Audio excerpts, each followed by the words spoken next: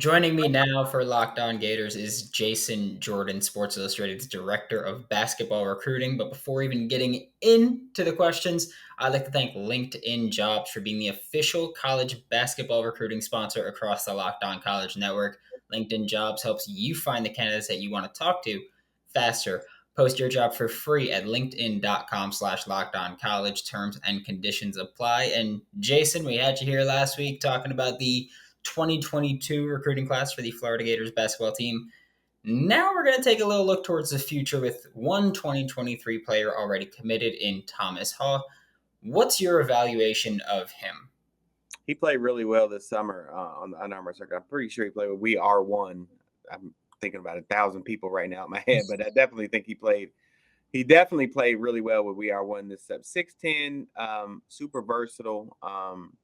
So he's a guy who's going to, I always like to say, guard multiple positions first, because I know coaches are very defensive minded, but long and crafty, a great finisher, great feel for the game, but very productive all summer. And that's a really tough circuit. It's not the best circuit, but it is a tough circuit. And to be really productive in that league is definitely telling for sure. Yeah, I know last week when we had you here, I believe you said that summer evaluating is more important than most guys' high school because that's when you're playing the best of the best. That's like the AAU leagues and all that are going on. So Yeah. I know that goes more into it. And just with Todd Golden, I mean, this is now the, I believe, fourth player that you've talked about. You're like, well, he's a multi-positional defender, so it's very clear what Todd Golden is trying to add to this Florida Gators basketball team. Yeah. And I'm a bit curious with this part because we've covered college football recruiting a lot, and college basketball recruiting is Right. fairly new for us. How much more difficult is it to recruit in college basketball when you consider how many schools there are that are legitimate contenders here? Because you look at football, and it's if you're not a top 25 school, then you ain't up to snuff. But I mean, even in March Madness alone, there's 68 teams, if I'm not mistaken, that actually make it into that first round and then into the actual full tournament. So how much more difficult is it now with college basketball recruiting with just the number of competitors you have? So are you saying from the coach's perspective, how much more difficult is it for the coaches? Yes. Oh, it's tough. It's definitely tough, especially when you get into March and you realize that the mid majors have definitely caught up, and they're on the same level. I mean, don't let the regular season fool you, but they're definitely on the same level. So yeah, I would definitely say that coaches would say that it's painstaking, the process.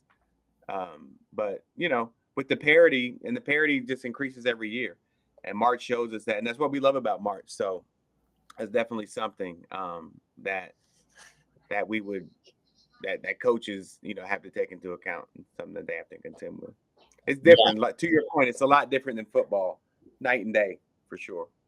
Yeah, I will always recount the time with when I because one of our sponsors is BetOnline, and it was great when I got this job because I was like, I already use BetOnline, Wow. because one of my first bets was the UMBC upset over Virginia, the 16 seed to the 1 seed, and I was just like, I I had no idea what I was doing. I You just bet. You bet on UMBC. Yeah, I bet on UMBC. I bet $5 and I won 95. It was, it was, Wow, wow. I've it never was heard that. That's a good I one. like I said, I had no idea what I was doing. I just saw Oh, how you much money I'd definitely you win. definitely read the chart. You knew UMBC had some strength. Yeah, I got you. I got I was literally just like, I'd win a good deal if I bet $5 on this, and it worked out great for me. So That's hilarious.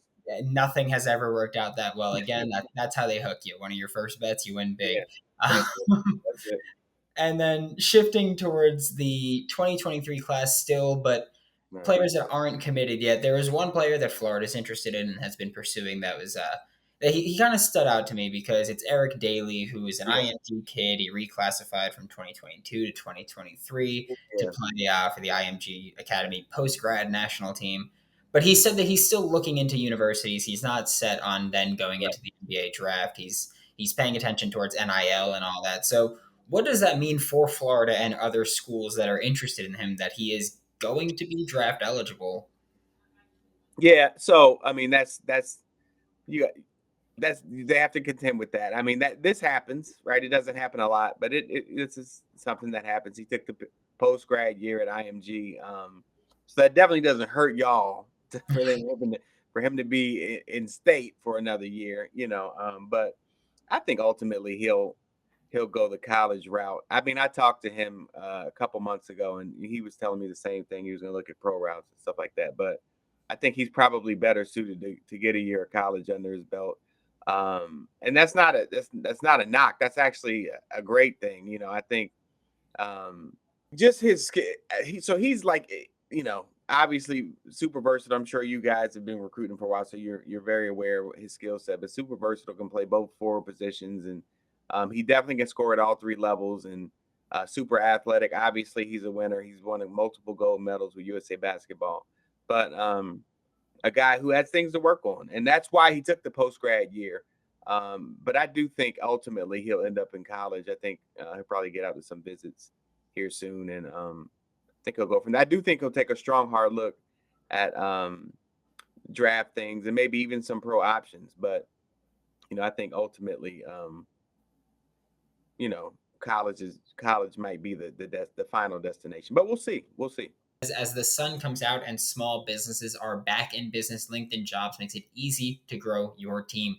LinkedIn Jobs helps you find people that you want to interview faster and for free. If you've never used LinkedIn Jobs before, I highly, highly, highly recommend it. With simple tools like screening questions, it makes it easy for you to focus on candidates with just the right skills and experience so you can quickly prioritize who you'd like to interview and hire. It's why small businesses rate LinkedIn Jobs number one in delivering quality hires versus leading competitors. LinkedIn Jobs helps you find the candidates that you want to talk to faster, and nearly 40 million job seekers visit LinkedIn every week. So you can post your job for free at linkedin.com/lockedoncollege. That's linkedin.com/lockedoncollege to post your job for free. Terms and conditions apply. Do you think the Florida Gators will win 7 or more games this year? Do you think they'll win 6 or less games this year? I think they'll win 7 or more. So I went to BetOnline and I bet the over because the Gators win total is currently set at 6.5. Easy money. If we're being honest, it's easy money. Simple as that. I've been using BetOnline for years. Couldn't be happier with it. It's got football, baseball, basketball, soccer, hockey, tennis, which is dead to me because of last week. It was a rough one. I'm just gonna let you know that. Table tennis, darts, economics, politics, alien invasions. It's got fair warning, it's gonna get high pitched. Anything you want. Check out betonline.net. Head to the website today or use your mobile device to learn all about the trends and action. Check out BetOnline. It's where the game starts. Yeah, I mean, I know that, but I was like reading his letter where he was like saying what he was going to do, and he seemed to kind of harp on wanting to develop more before Yeah, going pro. And it's like, yeah, he said that. He told me that. He was like, and I just could learn so I could do this and do that. And he's a he's a deep thinker now. Eric is for sure. Like he's definitely a guy who's not. He's definitely gonna do things off the beaten path in a positive way. So definitely a high IQ guy, and definitely a guy who thinks through every move and calculates different things. So yeah, yeah, it's like having the self awareness to be like, I need to develop more before going. right. It's That's huge for big. someone who's Yeah, so young already. So I yeah. mean, that is huge. But there's another player that we're going to talk about today who's a very highly touted guard for the 2023 class. It's Isaiah Collier. Depending on where you look at, he's a top 5 player in the class. So highly touted player. But what's your evaluation of him and his recruitment? So he's definitely a top 5 player in the class. And our SI 99 rankings come out later in the year, more closer to basketball season. But he'll definitely be in the top 10, potentially top 5 range. A lot of people forget that he was like top 3 in scoring in the EYBL, and he was number 1 in assists in the EYBL for the regular season, right? And then he got hurt, and so he was out for the rest of the summer. But he just came back last week, first event back, Stephen Curry elite guard camp, and who wins MVP but Isaiah Collier, right? Isaiah Collier is a bad man. I promise you that. So, 6'4", he's got all the tools. He's shifty. He'll get a bucket however and whenever he wants. Very strong, very physical. and very athletic. But the biggest thing about him, and the best thing I think, is his ability to create and his vision. He's a super high IQ guy. Always makes the right read, always makes the right pass, and he passes to areas. So, you know, he's like a guy who thrives in the lead pass. So if he knows that that area will be open, he's going to lead pass you there. And so he's a guy that his big man always loves, right? So because he's putting him in optimal positions to score. So obviously, a guy I'm very high on, but uh, definitely a guy who I think, well, he's going to Elite 24 this week. So I think after that, I've talked to him and his family, and I think they're going to start to buckle down and start to weigh some things out over the next month or two, and see where they go, see where they're at from there. Yeah, and we've talked about it quite a bit now in these two recordings that we've had with Todd Golden's offense. He wants to drive and kick. He wants to get into the paint. He Mhm. wants to get open catch and shoot threes specifically. Right, So, how right, important is it for Todd Golden to add an elite passer like Isaiah Collier to this team, if possible?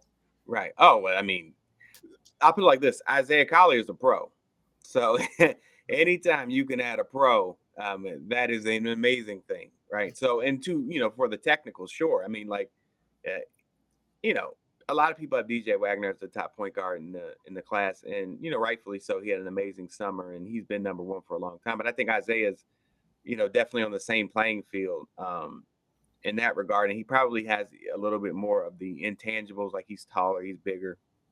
Um, he plays now. They both play pretty physical, but uh, he's a guy who definitely thrives in that transition system, and a guy who's definitely gonna be finding shooters and finding slashers. So I mean, he's the guy you want to play with, definitely, 100%.